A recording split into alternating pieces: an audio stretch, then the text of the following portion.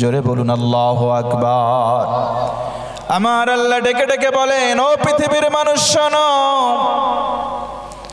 আমি আমার পয়গম্বর নবী কুল সম্রাট মুহাম্মদুর রাসূলুল্লাহ সাল্লাল্লাহু আলাইহি ওয়াসাল্লাম কি গোটা আলমবাসীর জন্য দয়া করে পাঠালাম। জোরে বলুন সুবহানাল্লাহ। আজকে আমরা জানব যেই নবীজিকে দয়া করে গোটা বিশ্ববাসীর কাছে পাঠানো হলো, সেই নবী কেমন রহমত, কেমন দয়ার নবী, আমরা হাদিস এবং সাহাবীদের জীবনী থেকে জানব। আল্লাহ রাব্বুল আলামিন গোটা পৃথিবীবাসীকে জানায়া দিলেন, আল্লাহু ওয়ালিয়ুল্লাযীনা আমানু ইউখরিজুহুম মিনাজ-যুলুমাতি ইলান-নূর।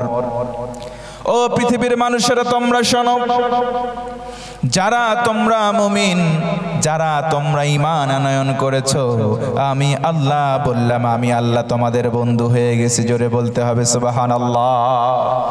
আল্লাহ যদি কারো বন্ধু হয়ে যায়, আল্লাহর প্রতি ঈমান আনা শর্ত। আল্লাহর প্রতি কেউ যদি ঈমানটা নবায়ন করে নেয়, মজবুত করে নেয়, আল্লাহ বলেন, গোলাম তুই আমার বন্ধু। জোরে বলুন সুবহানাল্লাহ। আরো জোরে আরেকবার আল্লাহু আকবার। আল্লাহ রাব্বুল আলামিন বলেন, ইউখরিজুহুম মিনাজ-যুলুমাতি ইলান-নূর।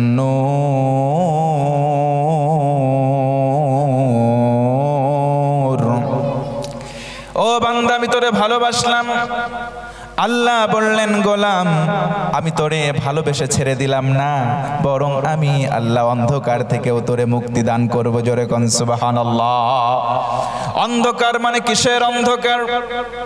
অন্ধকার হলো মূর্খতার অন্ধকার, অন্ধকার হলো শিরকের অন্ধকার, অন্ধকার হলো ভ্রষ্টতার অন্ধকার। কেউ যদি ঈমান আনে, কেউ যদি মুমিন হয়, আমার নবীজি বলেন তার অনেকগুলো উপকার। জোরে বলেন সুবহানাল্লাহ। আরো জোরে বলেন আল্লাহু আকবার।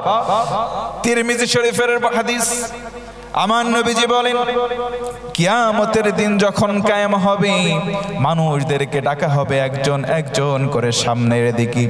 মিজানের পাল্লা কায়েম হয়ে যাবে। জোরে বলেন আল্লাহু আকবার। মিজানের পাল্লা যখন কায়েম হয়ে যাবে, একজন ব্যক্তিকে আমার নবীজি বলেন সামনে ডাকা হবে। ডাকার পর বলা হবে, তোমার ডান পাল্লাই নেকি, বাম পাল্লার মধ্যে বদি তুলে দেওয়া হবে। ডান পাল্লা যদি ভারী হয়, ব্যক্তিটা জান্নাতে যাবে, আর বাম পাল্লা যদি ভারী হয়, ব্যক্তিটা জাহান্নামে যাবে। আমার ভাইরা বলুন তো, আমরা জান্নাতে যাব নাকি জাহান্নামে? সবাই বলেন, জান্নাতে যেতে চাই কি চাই না? আমরা সবাই জান্নাতে যেতে চাই। দিল কান খাড়া করেন, অন্তরের কানটা খাড়া করে শোনেন, জান্নাতি আর জাহান্নামী কখনো সমান হতে পারে না।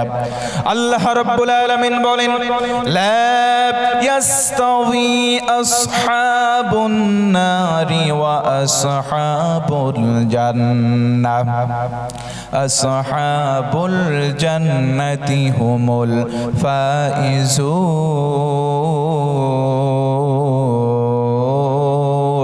জোরে বলুন আল্লাহু আকবার। লা ইয়াস্তাবি, আল্লাহ বলেন কোশ্চেন কালেও সমান হতে পারে না। আসহাবুন নারি ওয়া আসহাবুল জান্নাহ, জাহান্নামী হবে যারা আর জান্নাতি যারা, দুই দল কখনো সমান হতে পারে না। আল্লাহ বলেন আসহাবুল জান্নাত, যারা জান্নাতি হবে, হুমুল ফাইজুন, তারা সফল হবে। এজন্য আমরাও জান্নাতি হতে চাই, আমরা কেউ জাহান্নামী হতে চাই না। আল্লাহর রাসূল বলেন, ব্যক্তিটাকে সামনের দিকে ডাকা হবে। সামনে মিজানের দুইটা পাল্লা, এক পাল্লার মধ্যে নেকি দেওয়া হবে, আর এক পাল্লার মধ্যে বদি। কিন্তু দেখা গেল নবীজি বলে, লোকটার বাম পাল্লার মধ্যে শুধু গুনার খাতা দেওয়া আছে। একটা দুইটা তিনটা করতে করতে খাতা হলো 99টা। 99টা খাতার মধ্যে ওই ব্যক্তির শুধু গোনা লেখা।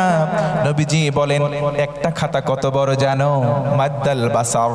হাদিসের কথা হলো, এই চোখ দিয়ে যত দূর দেখা যায়, এত বড় বড় মোটা মোটা এক একটা খাতা। এমন খাতা হবে 99টা। 99টা খাতা বাম পাল্লায় দেওয়া হবে।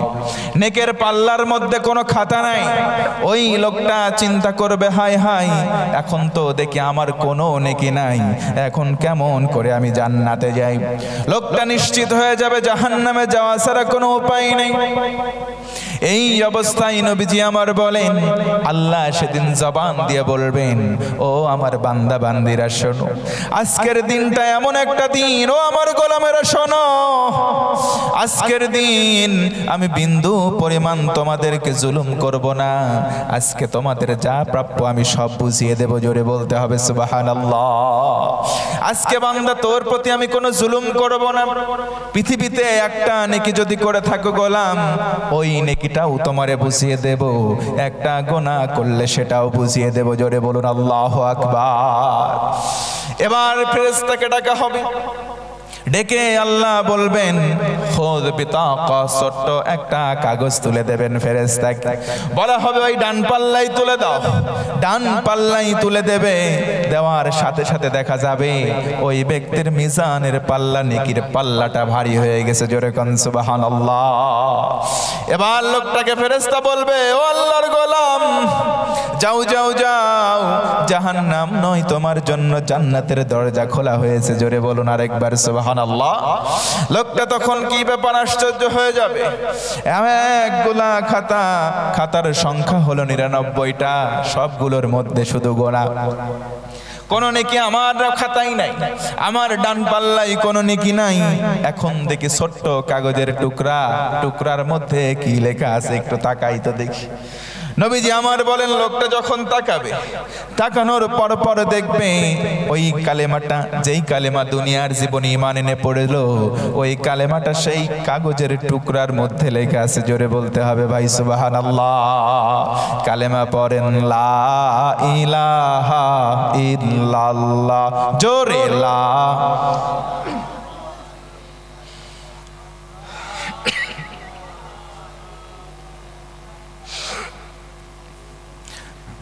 আল্লাহ নামের জিকির করবে যারা, আল্লাহর প্রিয় বান্দা তারা, আল্লাহর প্রিয় বান্দা যারা, জান্নাতে প্রবেশ করবে তারা। জোরে লা ইলাহা।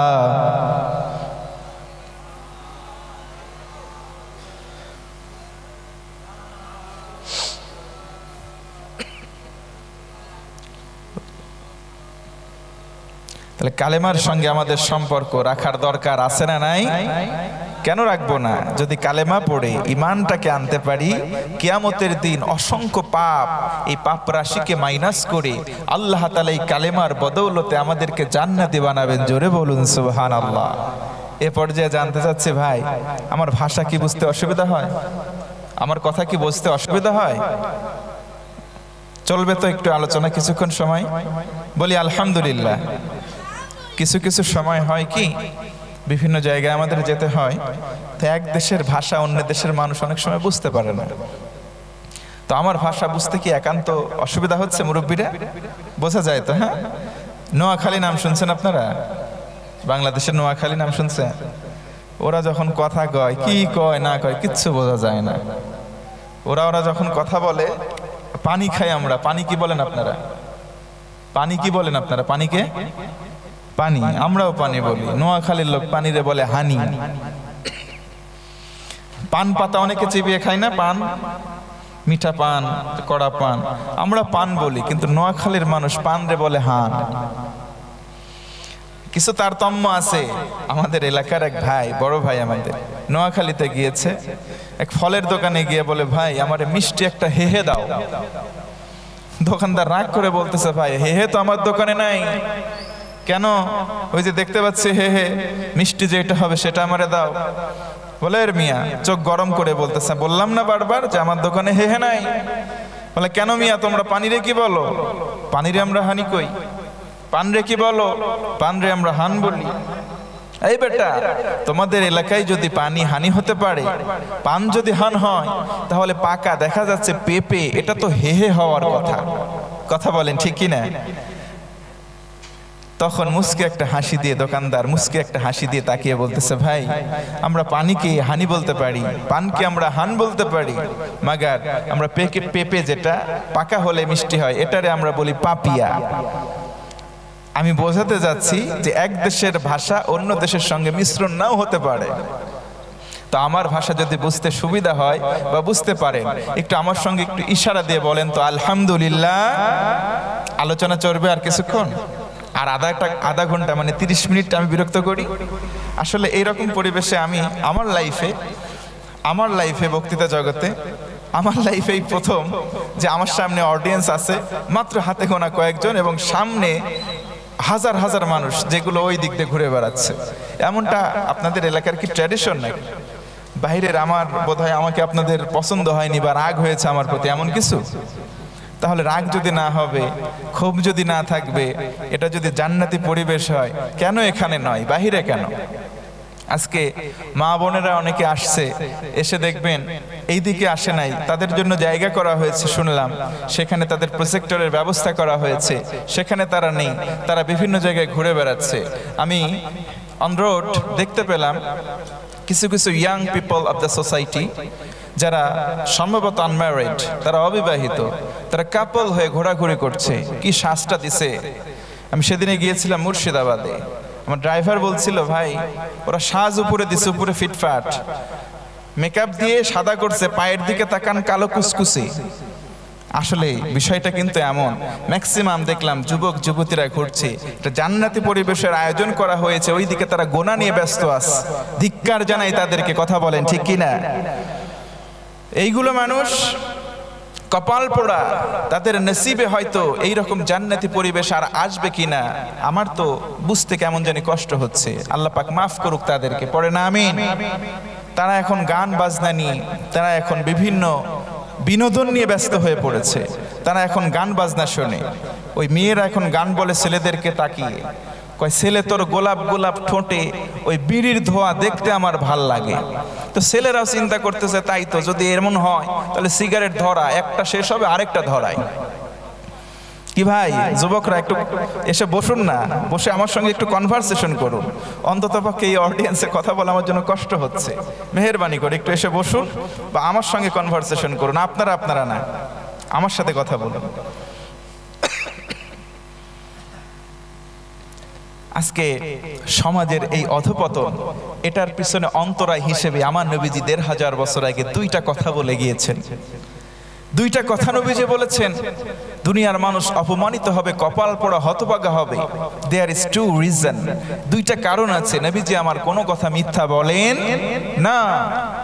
নবীজি বলেছেন, নাম্বার 1, ফার্স্ট অফ অল হুব্বুদ দুনিয়া, যখন মানুষের কলিজায় দুনিয়ার প্রতি আকর্ষণটা বেড়ে যাবে, ঠিক তখন মানুষ এই দুনিয়া থেকে আল্লাহমুখী হতে হবে এটা ভুলে যাবে, তারা দুনিয়ামুখী হয়ে যাবে।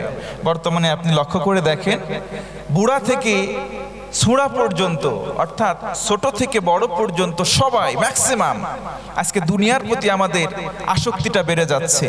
এই জন্য আজকে আমরা অপমানিত হচ্ছি, লাঞ্ছিত আর বঞ্চিত হচ্ছি। নাম্বার 2 নম্বর আমার নবীজি বলেছেন, কারাহিয়াতুল মাউত, মানুষ মৃত্যুবরণকে অপছন্দ করবে। আল্লাহর জন্য নিবেদিত হয়ে প্রাণ বিলিয়ে দিতে হয়, এটা তারা ভুলে যাবে। আর এই কারণে আমার নবীজি বলেন, আমার উম্মতের মানুষরা, এই সময়ে মানুষরা আল্লাহ বিমুখ হওয়ার কারণে, মরণ থেকে মুখ ফেরানোর কারণে তারা লাঞ্ছিত হবে, অপমানিত হবে, অপদস্থ হবে। বর্তমান সিচুয়েশন ঠিক সেম। কথা বলেন একটু আওয়াজ দিয়ে, ঠিক না ভাই? ঠিক। আমার ভাইয়েরা আসেন, আল্লাহ তাআলা বলেন, ওয়ামা আরসালনাকা ইল্লা রাহমাতাল লিল আলামিন। জোরে একবার আওয়াজ দিয়ে বলুন তো সুবহানাল্লাহ। আল্লাহ রাব্বুল আলামিন বলেন, ওয়ামা আরসালনাকা ইল্লা রাহমাতাল লিল আলামিন। জোরে বলুন সুবহানাল্লাহ। নবীজিকে রহমত ঘোষণা করা হলো, নবীজিকে দয়া ঘোষণা করা হলো। কেমন দয়া ছিলেন নবীজি, আসেন নবীর জীবনীর দিকে একটু তাকাই।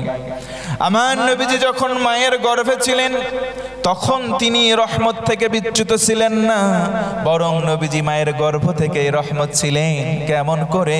আমার দিকে মনোযোগ বাড়ান।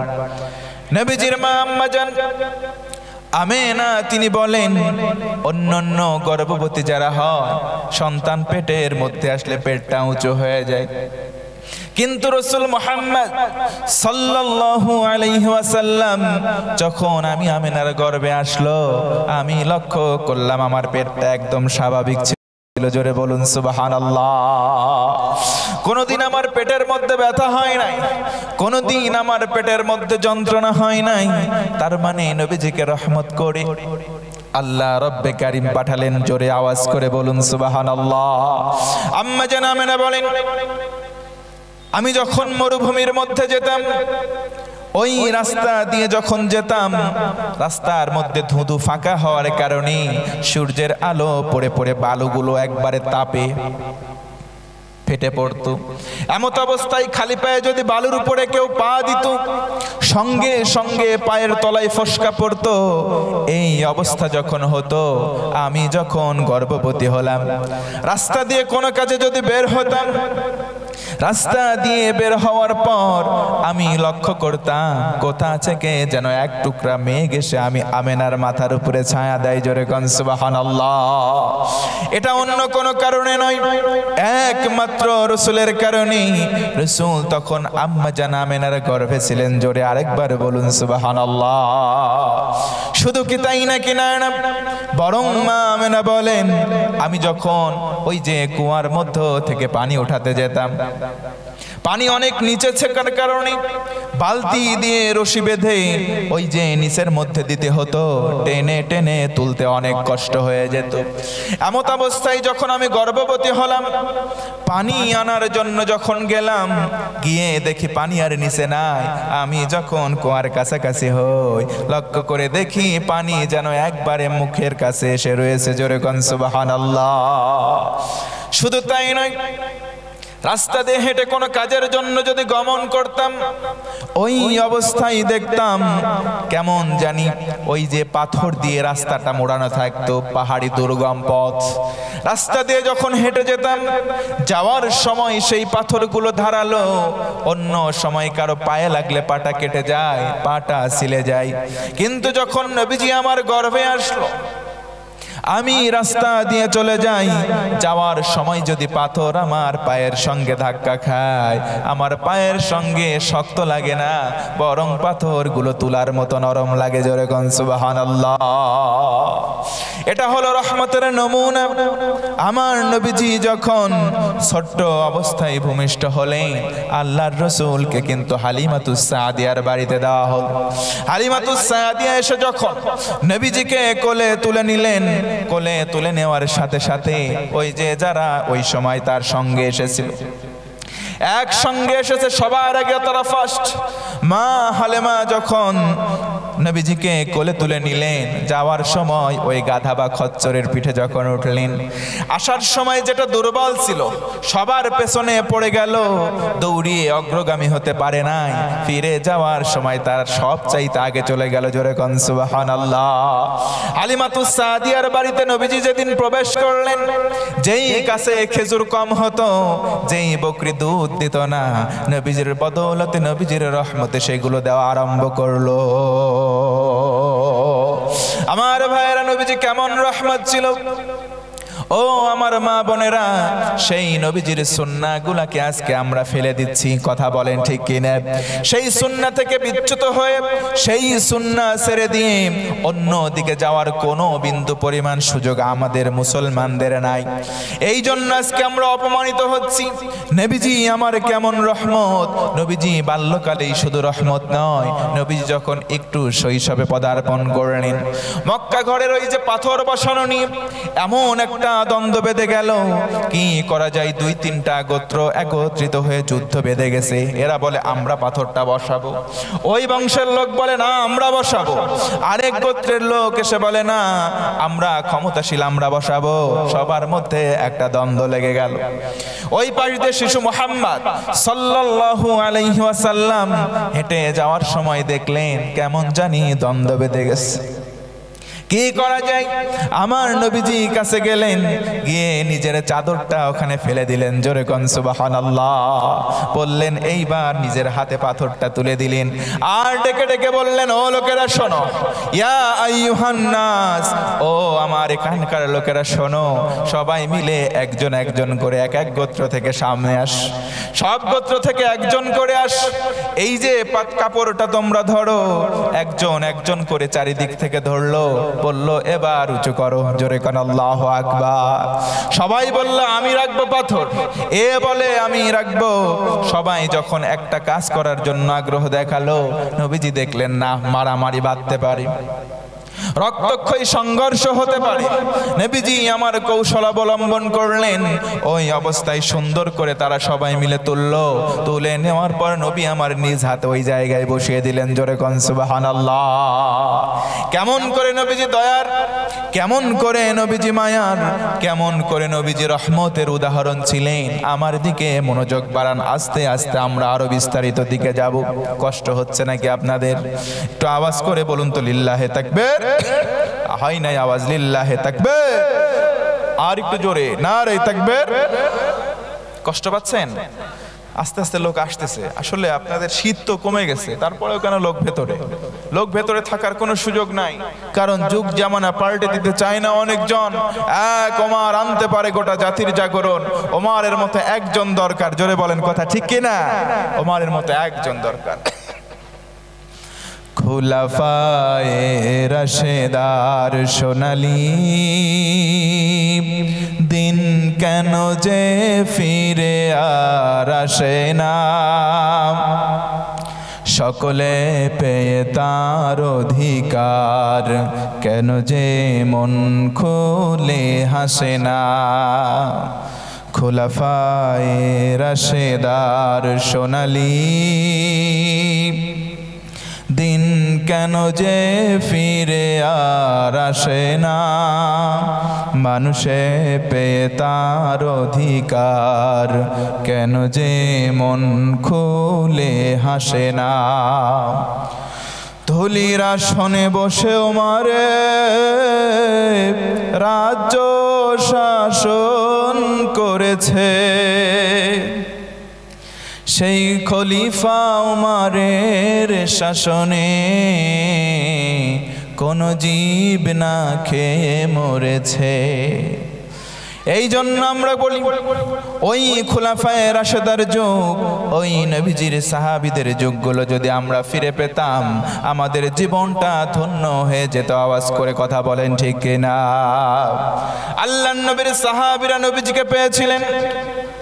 নবীজিও একদিন সাহাবীদেরকে নিয়ে এইভাবে আল্লাহর কাছে দোয়া করলেন, মালিক আমার ভাইদেরকে আমার কলিজা থেকে দেখতে ইচ্ছা হয়। জোরে বলতে হবে সুবহানাল্লাহ।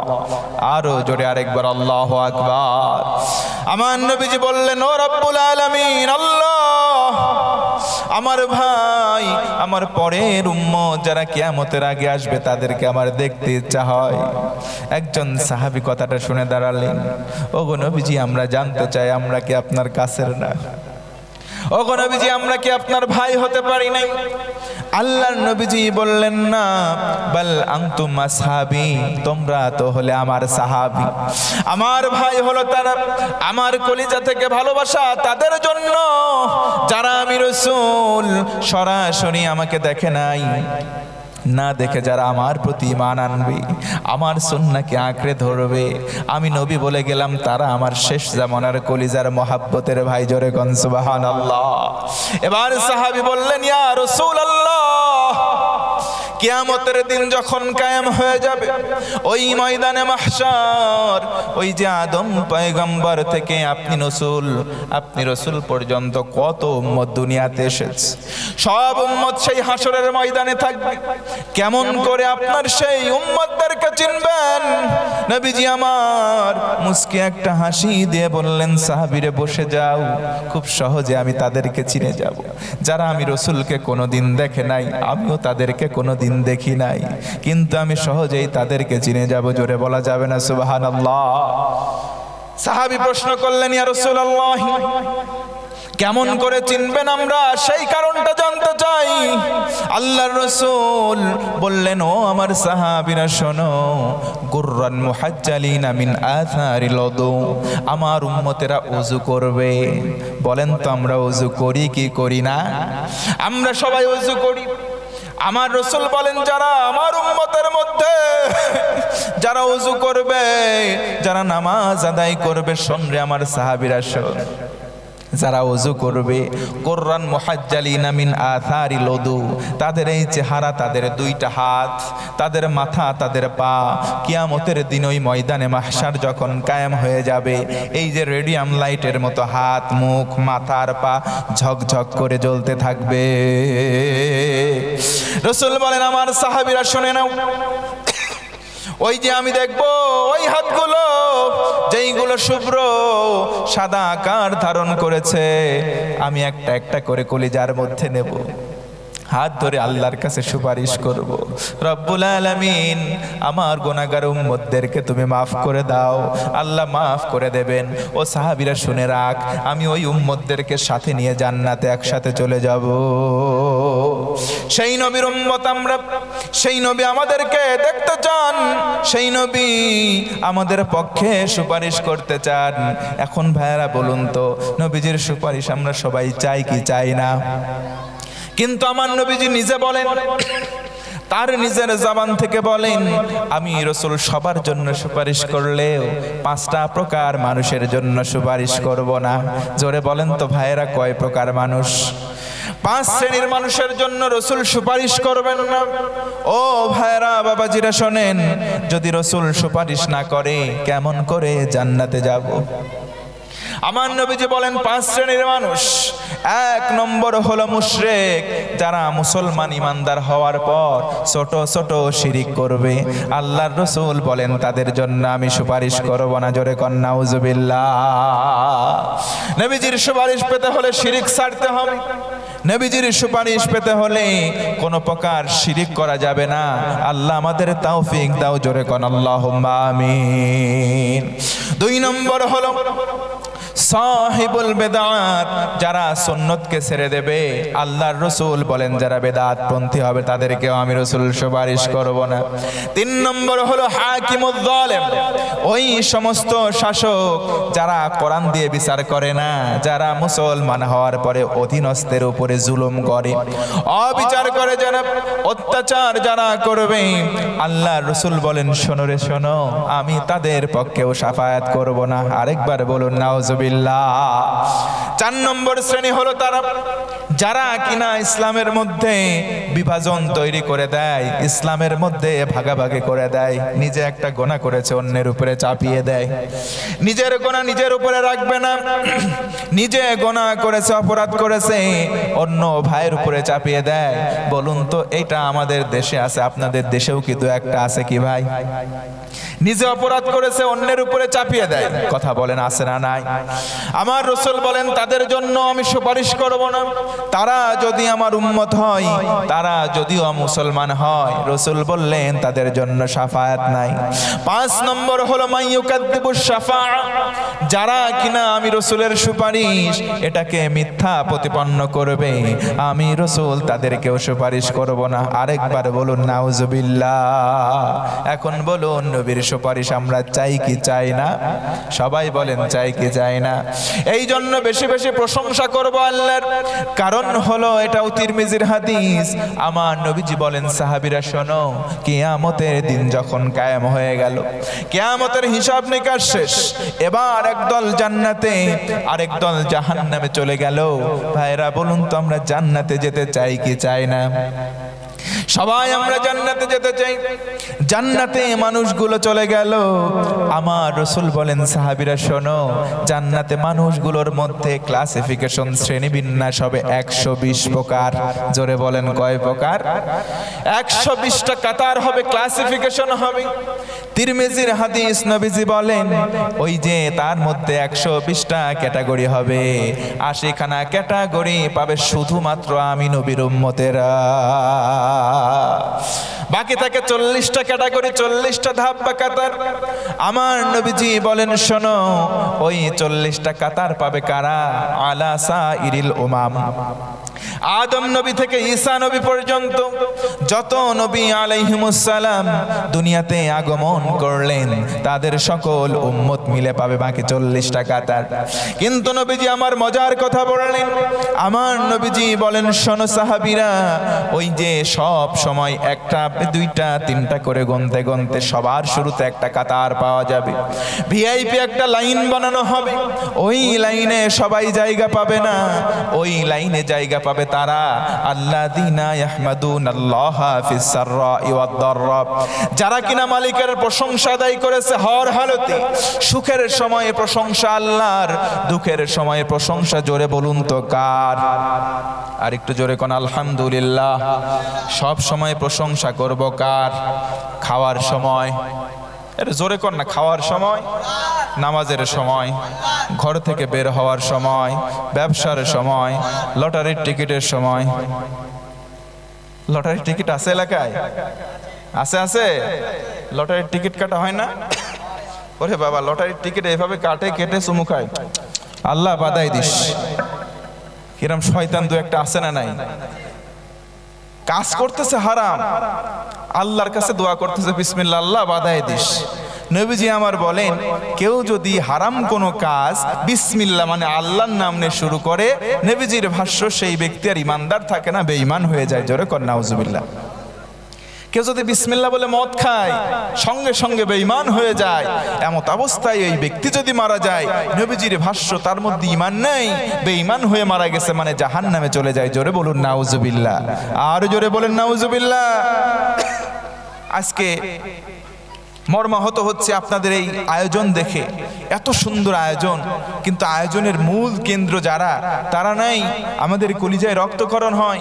আজকে এরা যুব সম্প্রদায়, যুবতীরা মাহফিলে আসতে চায় না।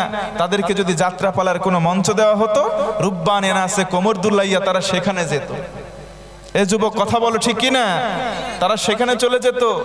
তারা রাস্তায় গিয়ে গান বলে, ও বান্ধবী ললিতা, তোর কোন কোন জায়গায় ব্যথা রে বান্ধবী ললিতা। এ কথা বলো যুবক ঠিক কিনা? এইগুলো হচ্ছে শয়তানের 1 নম্বর আপন ভাই। যুবকরা আসতেছে সামনে ভ্যালেন্টাইন ডে, ও আজকেও একটা দিবস গেল। আজকের দিবসের হচ্ছে রোজ ডে, মানে গোলাপ ফুল দেওয়া দেওয়া দিবস। এ নাউজুবিল্লাহ কয় না? একটু জোরে কর না নাউজুবিল্লাহ। যুবকরা বলবে, হুজুর, মাঝে মধ্যে আমাদেরকে মেসেজ দেয়, হুজুর সেকা খায় বেকা হয়ে গেছে। এমন সেকা দিছে হুজুর, সেকা খাই একদম বেকা হয়েছে। সেকা খাইছো কেন বাবা? প্রেম করছি, প্রেমে সেকা দিছে। কেন বিয়ে করতে পারো না? বিয়ে বাপও দেয় না, শ্বশুরও রাজি হয় না। বর্তমান সময়ে বিয়ে যেন কঠিন কাজ হয়ে গেছে। যুবকরা যদি একটা দিন এনে দিন খায়, 500 টাকা একটু ইনকাম করে, যদি একটা সুন্দরী মেয়ের কাছে প্রস্তাব দেওয়া হয় যে আমার ছেলেটা 5 ওয়াক্ত নামাজ পড়ে, চরিত্র ভালো, অল্প কিছু বেতনে ইনকাম করে, আপনার মেয়ের সঙ্গে বিবাহের প্রস্তাব দিলাম, তারা বলে না, ছেলে যদি সরকারি চাকরি না করে বিয়েই দেব না। এ যুবক সবাই কথা বলেন ঠিক কিনা? বিয়ে দিতে চায় না। যদি সরকারি চাকরি একটা বুড়া বেটাও করে, যদি একটা বউ মারাও যায়, যদি সরকারি চাকরিজীবী হয়, জোয়ান একটা মেয়েরে তার কাছে বিয়ে দিয়ে দেয়। কয়দিন পরে মুরব্বী মানুষের ব্যাটারি তো এমনি ফিউজ হয়ে আসে, কয়দিন পরে ওই ফিউজওয়ালা ব্যাটারি হয়ে আসে, চলে না যখন, ওই বউ আরেক জায়গায় গিয়ে পরকীয়া প্রেম শুরু করে। কথা বলেন ঠিক কিনা? এই কারণে, এই মাধ্যমে আজকে গোটা সমাজ আজকে কুলসিত হয়ে যাচ্ছে, পাপ মুক্ত হওয়া তো দূরের কথা, পাপ যুক্ত হয়ে যাচ্ছে। আল্লাহ পাক আমাদের সঠিক বুঝদান করুক। একটু আওয়াজ করে পড়ুন আল্লাহুম্মা আমিন। ভালোবাসা দিবস, কত ভালোবাসার যুবক তোর মনে। আমি সাগরের ঢেউ থামাবো শুধু ভালোবাসা দিয়ে। আবার বলে যুবক, আমি পাথরে ফুল ফোটাবো শুধু ভালোবাসা দিয়ে। শয়তান নাম্বার 1, এটা লাথি মারা দরকার মুখের উপরে। তুই পুকুরের যদি একটু স্রোত আসে ঝড়ের বেগে, তুই ওই পানির স্রোত ঠেকাইতে পারবি না, আর সাগরের ঢেউ থামাবি তোর ভালোবাসা দিয়ে, তোর ভালোবাসায় ঝাঁটা মারি। কথা বলেন ঠিক কিনা? পাথরের ভিতর নাকি ফুল ফোটাবে ওর ভালোবাসা দিয়ে। ভালোবাসা এত হয়ে গেছে। এই সমস্ত বেহায়া কুত্তা দিবসের সঙ্গে মুসলমান ঘরের সন্তান সন্ততি, নারী পুরুষ কারো কোনো সম্পর্ক থাকতে পারে? আল্লাহ আমাদের সঠিক বুঝ দেওয়া পড়েন আল্লাহুম্মা আমিন। এ পর্যায়ে জানতে চাচ্ছি, আপনারা কি বিরক্ত হচ্ছেন? শেষ করে দেব? 9:30 বাজে, আর আধা ঘন্টা 30 মিনিট চলবে। চলবে চলবেন, তাকবীর দেন, নারে তাকবীর, আর একটু জোরে নারে তাকবীর, হাত দুইটা উঁচু করে নারে তাকবীর, সুজা মারেন, কারো নাক ফাটায়েন না। আরেকবার লিল্লাহে তাকবীর। মাশাআল্লাহ, এই তো সুন্দর পরিবেশ হয়ে গেছে। এইভাবে হলে আস্তে আস্তে আসতেছে, আলোচনা চলবে অনেকক্ষণ, এত দেরি করে আসলে হয়? মাশাআল্লাহ, আলহামদুলিল্লাহ। যারা এসেছেন বসুন। আমাদের অনলাইনে আপনারা দেখে থাকেন, আমাদের সামনে শ্রোতা যত বেশি হয়, আমাদের সঙ্গে কথা বলে, হ্যাঁ না ঠিকঠাক সুবহানাল্লাহ আলহামদুলিল্লাহ, আমাদের আলোচনা তত ভালো হয়। আপনাদের এখানকার মতো আমরা ওই একভাবে কথা বলতে পারি না। আমরা যখন কথা বলি আপনারাও অর্ধেক কথা বলবেন, আমরাও অর্ধেক কথা বলবো, সহজ হয়ে যাবে। জোরে কোন আলহামদুলিল্লাহ। আল্লাহর সহজ করুক, পড়েন আমিন। আলোচনায় ছিলাম নবীজি আমার রহমত, নবীজি আমার রহমত, mercy, blessing from Almighty Allah to the every mankind of the world. এই পৃথিবীর সবার জন্য নবীজিকে রহমত করে পাঠিয়েছেন একজন। আওয়াজ করে বলুন, তিনি কে? আল্লাহ। আল্লাহ তাআলা নবীজিকে কেমন রহমত করে পাঠালেন? নবীজি আমার দয়ার সাগর ছিলেন। নবীজি আমার কেমন দয়া ছিলেন? নবীজির চেহারার দিকে সাহাবীরা তাকাতেন। নবীজির চেহারার দিকে তাকালে সাহাবীদের 3 দিন 4 দিন 5 দিনের না খেয়ে থাকা ক্ষুধাটা পর্যন্ত নিবারণ হয়ে যেত। জোরে কোন সুবহানাল্লাহ। ভাইরা আমারও লক্ষ্য করেন, আল্লাহর নবীর সাহাবী হযরতে আলী, নবীজির আপন চাচাতো ভাই, আবার নবীজির আপন জামাই। একবার হয়ে গেল এমন ঘটনা, একদিন হয়ে যায় পেটে কোনো দানা পানি পড়ে নাই, 2 দিন হয়ে যায় পেটে কোনো খাবার নাই। এইভাবে করে 3 দিন হয়ে গেল হযরতে আলীর পেটের মধ্যে কোনো দানা পানি পড়ে নাই, শুধু পানি খেয়ে খেয়ে দিন পাত করে। 3 দিন হয়ে যায়। 4 নম্বর দিনে নবীজির সন্ধানে, নবীজির খোঁজ করার জন্য বের হয়ে গেলেন। মসজিদের মধ্যে গেলেন, নবীজিকে পেলেন না। মসজিদ সংশ্লিষ্ট কামরায় গেলেন, সালাম দিলেন, আসসালামু আলাইকা ইয়া রাসূলুল্লাহ, ওগো নবী ঘরের মধ্যে আছেন নাকি? 3 বার সালাম দিলেন, কোনো উত্তর পেলেন না। এবার তিনি মনটা ভার করলেন, মস্তক অবনত করলেন, মনটা ভার করে ফিরে আসবেন। চিন্তা করলেন রাসূল আমার ঘরের মধ্যে নাই। এবার ঘর থেকে আওয়াজ এলো, ও বাবা আলী কেন আসলে? কারণ কি বলো? তোমার শ্বশুর নবীজি তো ঘরের মধ্যে নাই। আম্মা জান খাদিজাতুল কুবরা আত-তাহিরা রাদিয়াল্লাহু আনহা বললেন, বাবা আলী কেন এসেছো, কারণটা কি বলো? তোমার শ্বশুর নবীজি তো বাড়িতে নাই, তুমি কেন আসলে, কারণ বলো। হযরতে আলী ডেকে বললেন, আম্মা জান 3 দিন হয়ে গেল, 1 দিন 2 দিন 3 দিন হয়ে গেল, পেটের মধ্যে কোনো খাবার নাই। ও মা, এই জন্য নবীজির কাছে আসলাম। খাদিজাতুল কুবরা এবার বললেন, বাবা আলী, ও বাবা আলী তাড়াতাড়ি তুমি বাড়ির দিকে ফেরত যাও। 3 দিন তুমি না খেয়ে আস, 3 দিন না খেয়ে আস। তুমি আলী শুনে রাখো, তোমার শ্বশুর বিশ্ব নবী, আল্লাহর নবী আজকে টানা প্রায় 10 দিনের মতো অভুক্ত, পেটের মধ্যে কোনো খাবার নাই, পেটের মধ্যে কোনো দানা পানি নাই।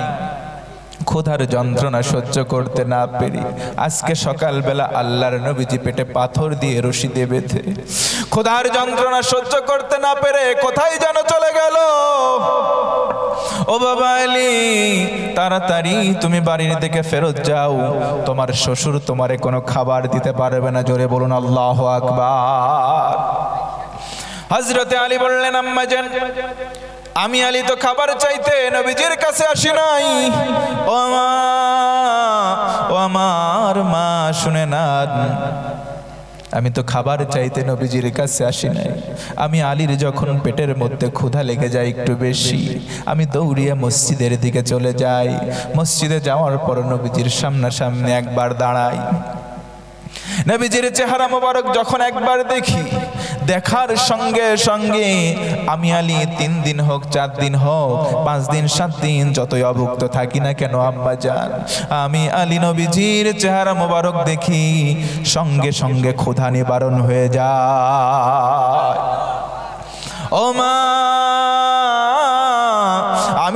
নবীর কাছে খাবার চাইতে আসি নাই। নবীজির কথা শুনলেন, নবীজির কথা শুনে হযরতে আলীও কাঁদলেন, আম্মা জান খাদিজাতুল কুবরাও কাঁদলেন। জোরে কোন আল্লাহু আকবার। তারা নবীজিকে কেমন ভালোবেসেছেন, নবীজিকে রহমত রূপে ভালোবেসেছেন। আমরাও যারা নবীজির আমরা উম্মত, পরবর্তীতে এসে আমরা নবীজিকে ভালোবাসতে চাই। বলেন ইনশাআল্লাহ। আরো জোরে বলেন ইনশাআল্লাহ। নবীজিকে কেমন করে মহব্বত করব, নবীজিকে কেমন করে ভালোবাসবো। একজন পাগল সাহাবী নবীর প্রেমে পাগল হয়ে গিয়েছিলেন, নাম তার হযরতে বেলাল। হযরতে বেলাল, নবীজি একদিন খাবার খায়, হযরতে বেলাল পাশ দিয়ে হেঁটে যায়। নবী আমার বলেন, ইয়া বেলাল ইজলিস ইতাম, বেলাল রে তুই আমার পাশে বস, আমার সঙ্গে খাবার খা। সুবহানাল্লাহ বলেন। নবীজি আমার বললেন, বেলাল তাকালেন, চোখে চোখে চোখ, নবীজির চোখে চোখ দিয়ে হযরতে বেলাল দর দর করে চোখ দিয়ে পানি বের হয়, কান্না শুরু করে দিলেন। নবীজি আবার বললেন, বেলাল তুমি বসো, ও বেলাল বসো, আমার পাত্র থেকে খাবার খাও। হযরতে বেলাল আবার তাকিয়ে অঝর নয়নে কাঁদে। জোরে কোন সুবহানাল্লাহ। নবীজি বললেন, বেলাল কাঁদো কেন? ও বেলাল বসে খাবার খাও। বেলাল হাও মাও করে ডুকরে কাঁদে, ডেকে বলেন, ইয়া রাসূলুল্লাহ, আপনি হলেন মদিনার প্রেসিডেন্ট, আমি হলাম গোলাম, আমার বাবাও গোলাম, আমিও কেন গোলাম। ওগো নবী, আমি আপনার মতো প্রেসিডেন্টের পাত্রে বসে খাবার খেতে পারবো না, আমার সাহস নাই। জোরে কন্যা সুবহানাল্লাহ। আল্লাহর রাসূল মুস্কি হাসলেন, ডেকে বললেন, বেলাল আমি তো এমন নবী নই, আমি হলাম আল্লাহর নবী। ওয়ামা আরসালনাকা ইল্লা রাহমাতাল লিল আলামিন। জোরে বলুন আল্লাহু আকবার। ও বেলাল, আমি হলাম আল্লাহর পক্ষ থেকে রহমত। ইসলাম তোমারে কখনো শিক্ষা দেয় না ধনী দরিদ্রের ব্যবধান, ইসলাম কখনো সাদা কালোর বৈষম্য করে না, ইসলাম কখনো তোমারে আপ এন্ড ডাউন দেখে না। জোরে কোন সুবহানাল্লাহ। তোমার চেহারা অসুন্দর, তোমার চেহারা কালো, তুমি দরিদ্র ধনী, এটার মধ্যে ইসলাম কখনো পার্থক্য করে না। আল্লাহ তোমারে ভালোবাসবেন তোমার কলব দেখে। তোমার অন্তর যদি স্বচ্ছ হয়, আল্লাহর ভালোবাসা তুমি পাবে। ও ভাই একটু জোরে বলুন না সুবহানাল্লাহ। আমার নবীজি বলেন, হাদিসে কুদসি সরাসরি আল্লাহ বলেন, ইন্নাল্লাহা লা ইনযুরু ইলা সুওয়ারিকুম, আমার আল্লাহ আমাদের এই বাহ্যিকটা দেখেন না, কার চেহারা কত সুন্দর এটা দেখেন না। ওয়া আমওয়ালিকুম, কার ধন সম্পদ মাল কত বেশি, আমার আল্লাহ তা দেখেন না। ওয়ালাকিন ইয়ানযুরু ইলা কুলুবিকুম, আমাদের কলব দেখে। জোরে কোন সুবহানাল্লাহ। কার অন্তরটা স্বচ্ছ, কার অন্তরটা নিট এন্ড ক্লিন, কার অন্তরটা ভালো, আমার আল্লাহ সেইটা দেখে। আজকে আমাদের অন্তর, আমাদের কলবটা হিংসায় জর্জরিত হয়ে গেছে। কথা বলেন ঠিক কিনা? এই যে অন্তরটাকে স্বচ্ছ করতে হবে, অন্তরটাকে স্বচ্ছ করার দরকার। জোরে বলুন তো আছে না নাই? বাইহাকির একটা হাদিস, আমার নবীজি বলেন, মানুষের অন্তর অন্তর্যুক্ত এমন গুনাহের পরিবেশে আছে, থাকার কারণে অন্তরটা কুলসযুক্ত হয়ে যাচ্ছে, মরিচিকা যুক্ত হয়ে যাচ্ছে। ইন্না হাদিহিল কুলুবা তাসদাউ কামা ইয়াসদাউল হাদিদ ইযা আসাবাহুল মা। নবীজি বলেন, শোনো, তোমরা শোনো, তোমাদের অন্তরগুলো মরিচিকা ধরে যাচ্ছে। কেমন করে তোমরা জানো নাকি? যখন একটা লোহার টুকরা ইযা আসাবাহুল মা, পানির মধ্যে অনেক দিন ডুবিয়ে রাখো, দেখবা কিছুদিন তোলার পরে সেটার সঙ্গে জং লেগে যায়। কথা বলেন ঠিক কিনা? আমার নবীজি বলেন, তেমন ভাবে তোমার কলবের মধ্যেও জং ধরে যাচ্ছে। এবার একজন সাহাবী দাঁড়ালেন, বললেন, ওয়ামা জালা উহা ইয়া রাসূলুল্লাহ, ওগো নবী, দুনিয়ার রডে তো সিরিজ কাগজ দিয়ে ডলা দিলে পরিষ্কার হয়, আমাদের অন্তরের এই জংটা কি দিয়ে ডলা দেব? জোরে কোন সুবহানাল্লাহ। আমার নবীজি তখন বললেন, দুনিয়ার এই রডের মধ্যে যদি তোমরা জং ধরে যায় শিরিষ কাগজ দিয়ে ডলা দাও পরিষ্কার হয়ে যাবে, কিন্তু তোমাদের অন্তরের জংগুলো মরিচিকাগুলো দূর করার জন্য মাত্র 2টা আমল করা লাগবে। জোরে কোন সুবহানাল্লাহ। 1 নম্বরে নবীজি বললেন কাসরাতু যিকরিল মাউত, বেশি বেশি মরণকে স্মরণ করো। 2 নম্বর তিলাওয়াতিল কোরআন, বেশি বেশি কোরআন তেলাওয়াত করো। আরেকবার বলুন তো সুবহানাল্লাহ। এই জন্য বেশি বেশি মরণকে স্মরণ করতে হবে, বেশি বেশি কোরআনের তেলাওয়াত বাড়াতে হবে। যদি আমরা কোরআনের তেলাওয়াত বাড়াই, নবীজি আমার বলেন আমাদের অন্তরটা স্বচ্ছ হয়ে যাবে। আরেকবার বলুন সুবহানাল্লাহ। আজকে কোরআন আমরা পড়তে চাই না, কথা বলেন ঠিক কিনা? আল্লাহর একজন ওলি ছিলেন, তার জামানায় তিনি মদ খেতেন, ওলি হওয়ার আগে তিনি জেনা করতেন, মদ খেতেন। হঠাৎ করে রাস্তায় একদিন যাচ্ছে, মদ খেয়ে রাস্তা দিয়ে যাচ্ছেন, মাতাল অবস্থায় দেখলেন একটা কাগজের টুকরা, এইভাবে তুলে নিলেন, দেখলেন কি যেন লেখা আছে কিন্তু বুঝতে পারে না। তার মায়ের কাছে দিলেন, মা দেখো তো এর মধ্যে কি লেখা আছে। তার মা কোরআনের হাফেজা ছিলেন, ওই কাগজের টুকরায় বেশি কিছু লেখা নাই, শুধু লেখা আছে কোরআনের একটা আয়াত, বিসমিল্লাহির রহমানির রহিম। এই শুধু এইটুকুন লেখা আছে। তার মা সুন্দর করে বলল, বাবা এর মধ্যে লেখা আছে বিসমিল্লাহ, তুমি কোথায় কাগজটা পেলে? সেই সন্তানটা বলল, মা পথের মধ্যে ধুলাই ধূসরিত, সেখান থেকে কাগজটা তুলেছি, ঝাড়া দিয়ে পকেটের মধ্যে রেখেছি, এর মধ্যে কি আছে অর্থটা একটু বলো। তার মা ডেকে ডেকে বলে, ও আমার সন্তান, এর মধ্যে তেমন কিছু নাই, শুধু আছে আমার আল্লাহর 3টা নাম লেখা আছে, আল্লাহ লেখা আছে, রহমান লেখা আছে, রহিম। জোরে কোন সুবহানাল্লাহ। আল্লাহ আবার আমাদেরকে, ওই লোকটা প্রশ্ন করলো মাকে মাতাল অবস্থায়, মা বলল, ও আমার সন্তান শোনো, আল্লাহ হলেন আমাদের স্রষ্টা। জোরে কোন সুবহানাল্লাহ। হুয়াল্লাহুল খালিকুল বারিউল মুসাউয়িরু লাহুল আসমাউল হুসনা। জোরে কোন আল্লাহু আকবার। আল্লাহ হলেন আমাদের স্রষ্টা, আল্লাহ হলেন আমাদের আবিষ্কারকারী, আল্লাহ আমাদের এই সুন্দর চেহারা তার নিজের হাত মোবারক দিয়ে বানিয়েছেন। আরেকবার বলুন সুবহানাল্লাহ। এই কথা শুনে ওই লোকটা একবারে থ মেরে দাঁড়ালো, মাতলামি সব শেষ হয়ে গেল। ডেকে বলল, কি মা কি বললে? কাগজের মধ্যে আমার স্রষ্টার নাম লেখা আছে। কাগজটা ধরে চুমু খাই, দৌড়িয়ে বাইন্ডিং এর দোকানে যাই, সুন্দর করে কাগজটা বাইন্ডিং করে দরজার সম্মানের একটা জায়গায় উঁচু করে লটকিয়ে রাখে। জোরে কোন সুবহানাল্লাহ। সেই রাত্রে স্বপ্ন যোগে ওই লোকটা দেখতে পায়, ও আব্দুল্লাহ, আল্লাহর গোলাম, তুমি আল্লাহর নামের তাজিম করলে আল্লাহ তোমার মর্যাদা বাড়িয়ে দিয়েছেন। জোরে কোন সুবহানাল্লাহ। সেই দিন থেকে আল্লাহর ওলিটা এমন নিয়ত করলো, জীবনে যতদিন বেঁচে থাকবে আর কোনোদিন মদ খাবে না, আর কোনোদিন জেনা করবে না, এমনকি আল্লাহর জমিনে জুতা পাই দিয়েও চলবে না। জোরে কোন আল্লাহু আকবার। এই জন্য আমাদেরকেও নবীজির পদাঙ্ক অনুসরণ করতে হবে। নবীজির সাহাবীরা যেভাবে আল্লাহর নবীজিকে রহমত রূপে মেনেছেন, সেই রকম আমাদেরকেও মানতে হবে। জোরে বলেন ইনশাআল্লাহ।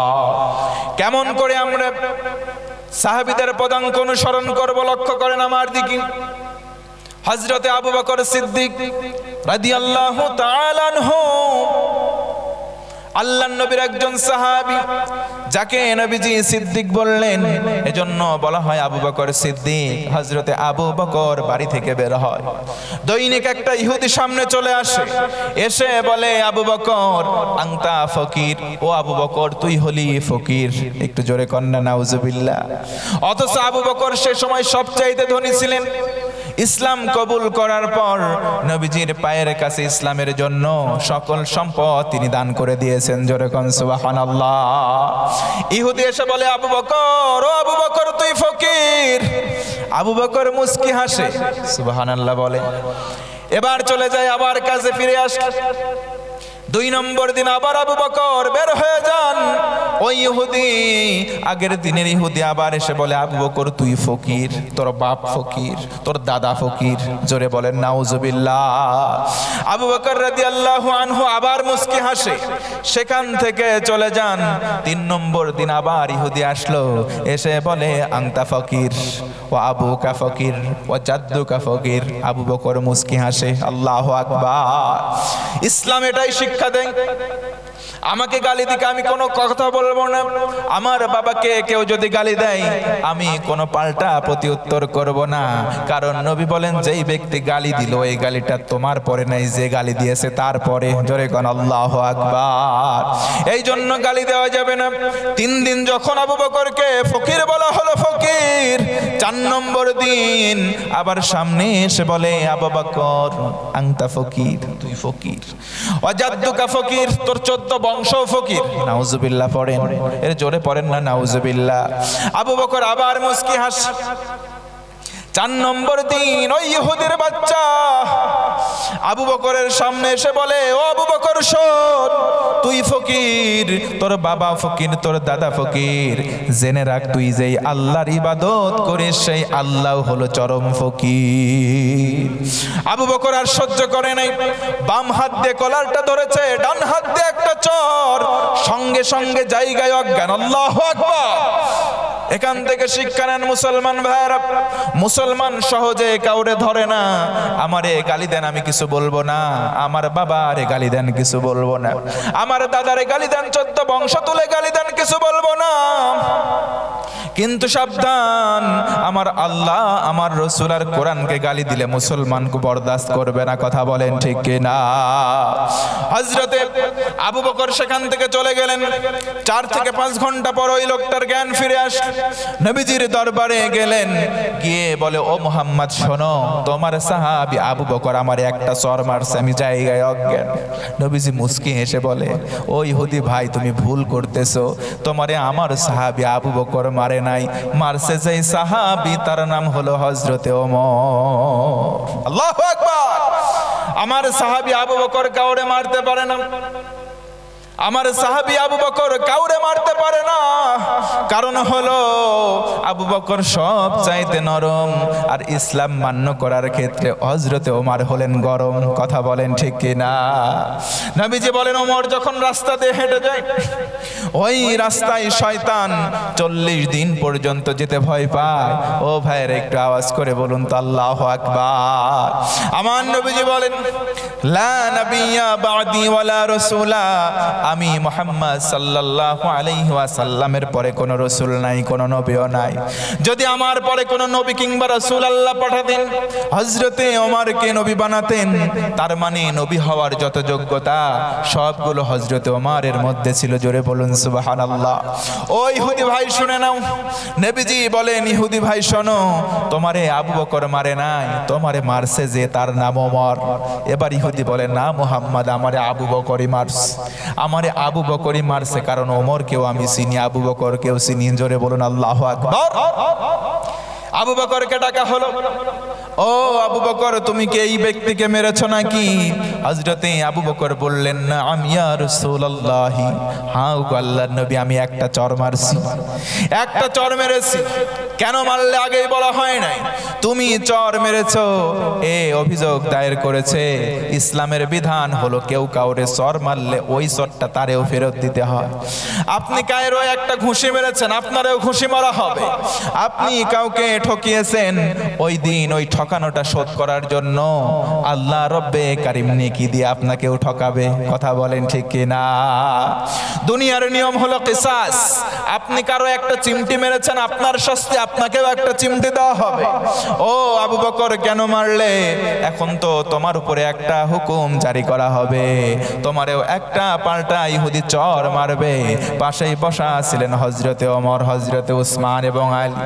আর অন্য সাহাবীরা সবাই দাঁড়িয়ে গেলেন, বললেন আবু বকর এবার কারণ বলো, তুমি কেন এই এক ব্যক্তিটাকে একটা চর মেরে অজ্ঞান করে দিলে? মস্তকটা নিচু করে বললেন ইয়া রাসূলুল্লাহ, মাথা নিচু করে বললেন ওগো আল্লাহর নবী, আমি আবু বকরকে দৈনিক এই ইহুদি গালি দেয়, প্রতিদিন আমারে ফকির বলে, আমার বাপকেও ফকির বলে। আমি আবু বকর কিছু বলি নাই, কিন্তু 3 দিন যখন অতিবাহিত হয়ে গেল, 4 নম্বর দিনে আমারে উল্টা কথা বলেছে আমার আল্লাহ নাকি ফকির। ওগো নবীজি আমি সহ্য করতে পারি নাই, যে আল্লাহ কোরআনে বলেন ওয়া আনতুমুল ফুকারাউ ইলাল্লাহ।